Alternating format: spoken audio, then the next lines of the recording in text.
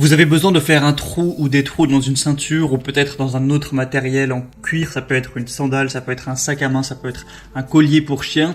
Alors quand c'est une seule fois, bah voilà, c'est pas grave, on prend un petit couteau, on se débrouille et en 10 minutes on arrive à faire un petit trou, même si c'est pas top, c'est pas hyper non plus joli à regarder.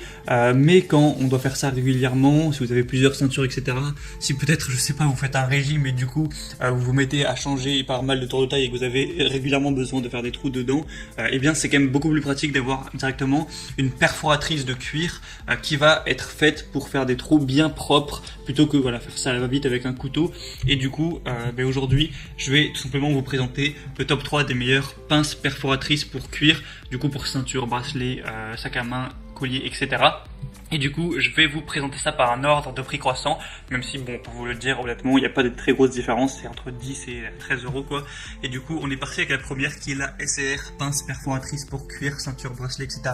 Une fabrication allemande. Donc, les éléments qui vont être intéressants à présenter, c'est déjà combien on a de pinçons et aussi, tout simplement, quel diamètre ils vont faire. Parce que, en gros, vous allez avoir plusieurs choix pour la taille du trou que vous voulez perforer dans votre ceinture ou autre. Et là, avec celui-ci, on va avoir 6 possibilités différentes avec du coup le plus petit pinçon qui va être d'un diamètre de 2 mm, ensuite on aura 2,5 mm, 3 mm, 3,5 mm, 4 mm et 4,5 mm et du coup en fonction de ça vous pourrez choisir lequel vous voulez faire, voilà, choisir les points interchangeables. Et du coup, ça vous permettra de perforer le cuir, le textile qui est souple. Il y a une tête à rotation libre dans un seul sens. Le corps et les têtes de performation sont fabriqués à partir d'un acier spécial pour aussi tremper à l'huile avec un revêtement qui sera vraiment nickel. Des poignées ergonomiques, stables, en laquage bleu. Le poids va faire 266 grammes. Voilà, une conception renforcée. Donc celui-là a l'air très bon. Vraiment, il y a beaucoup d'évaluations. Il y en a 2315. 4,6 étoiles sur 5, donc vraiment pourquoi pas vous porter vers celui-ci et je vous mettrai le lien dans la description de cette vidéo. Le deuxième que je vais vous présenter, c'est le Bonne Robe pince perforatrice. Du coup, ça va fonctionner sur le même principe. Du coup, je vais commencer simplement par vous dire les possibilités de diamètre qu'on a. Celui-ci est moins précis dans le sens où vous ne pouvez pas faire des trous de 2 ou 2,5 mm.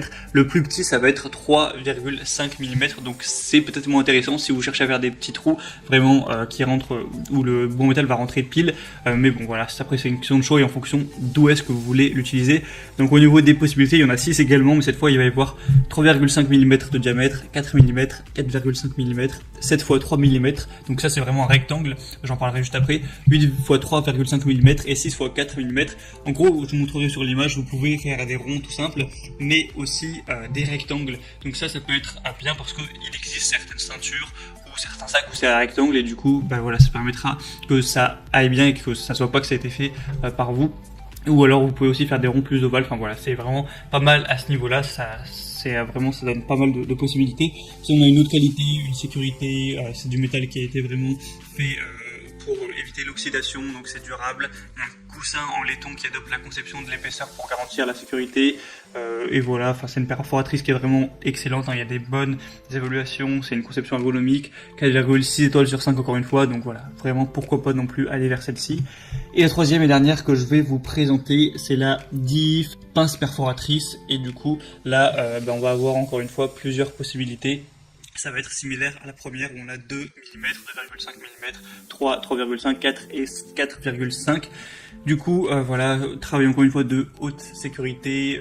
Ça a été conçu vraiment pour que ce soit ergonomique, un métal qui est contre l'oxydation, multifonction. On va avoir vraiment une bonne précision et avec celui-ci, au fer, vous avez 2 mini règles pour vraiment mesurer les centimètres. Par exemple, si vous voulez faire attention qu'il y ait la même distance entre chaque trou sur votre ceinture et du coup derrière faire le trou à la bonne distance, voilà, ça peut toujours être un petit bonus.